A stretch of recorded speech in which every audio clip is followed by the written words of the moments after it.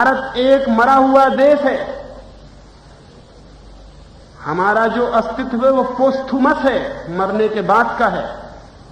हम हजारों साल से मुर्दे की तरह जी रहे हैं। हमने जिंदगी की धारा खो दी है। रूस के बच्चों से पूछो जाके कि क्या कर रहे हो, तो बच्चे सोच रहे हैं कि चांद पर कैसे बस्ती बसाएं। अमेरिका के बच्चों से पूछो तो वो सोच रहे हैं कि अंतरिक्ष में कैसे वो प्रवेश बसेंगे। और हमारे बच्चों से, हमारे बच्चे रामलीला देख रहे हैं पीछे की तरफ।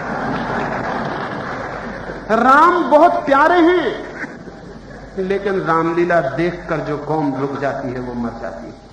अभी और रामलीलाएं होंगी, अभी भविष्य में और राम पैदा होंगे। पुराने रामों से बहुत नए, भगवान थक नहीं गया है और भगवान और नए राम पैदा करेगा। और भगवान कभी भी पुरानी चीज को दोहराता नहीं, हमेशा श्रेष्ठतर को पैदा करता चला जाता है। अभी और रामलीलाएं होंगी अंतरिक्ष के न मालूम किन तारों पर, न मालूम किन ग्रहों पर, लेकिन वो रामलीलाएं अमेरिका और रूस के बच्चे देखेंगे। हमारे बच्चों को वो सौभाग्य नहीं मिल सकता है। हमारे बच्चे तो तृप्त हैं, अतीत की रामलीला को देखकर ही शांत हो जाते हैं। मैं चाहता हूं ये अतीत उन्मुखी देश भविष्य उन्मुखी हो जाए। मैं चाहता हूं ये आंखें जो पीछे की तरफ जकड़ के खड़ी रह गई हैं, ये आगे की तरफ देखने लगे।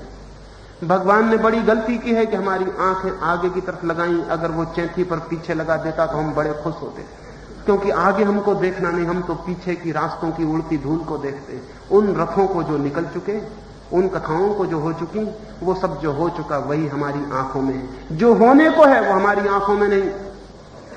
कब तक हम पीछे को पकड़ के रुके रहेंगे? गांधी हो चुके, अब उनको पकड़ के रुकने का मतलब फिर वही रामलीला से रुक जाने का मतलब होगा।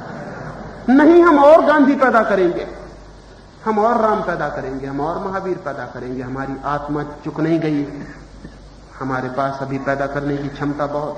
हम पीछे नहीं रुकेंगे, हम आगे की तरफ उन्मुख होंगे। जब मैं ये कहता हूं तो लोग समझते हैं शायद मैं वो पीछे हो चुके उनका दुश्मन। मैं उनका दुश्मन नहीं हूं, आप हैं उनके दुश्मन जो उनको पकड़ लेते हैं, क्योंकि उनको पकड़ने की वजह से वे लोग और पैदा हो सकते थे, वे अब पैदा नहीं हो पाते। भविष्य की तरफ चाहिए दृष्टि। इन आने वाले 3 दिनों में ये भविष्य उन्मुख समाज कैसे निर्मित होगा, इस समाज के निर्माण के क्या सूत्र होंगे, इस समाज की क्रांति के क्या आधार होंगे, उस संबंध में मैं बातें करूंगा। अभी तो मैंने प्राथमिक बात कही, और अगर प्राथमिक बात में ही गड़बड़ हो गई होगी समझने में तो फिर बड़ी मुश्किल है। और कुछ बातें कहूंगा, इतनी ही प्रार्थना करूंगा कि समझने की सिर्फ कोशिश करें, मानने की कोई जरूरत नहीं है। न मैं कोई गुरु हूं, न मैं कोई नेता हूं, और न मुझे नेता होने का पागलपन। मैं तो मानता ही ये हूं कि सिर्फ वही लोग नेता होना चाहते हैं जो किसी तरह की इंफीरियरिटी कॉम्प्लेक्स, किसी तरह की हीनता की ग्रंथि से पीड़ित होते, वही लोग सिर्फ नेता होना चाहते।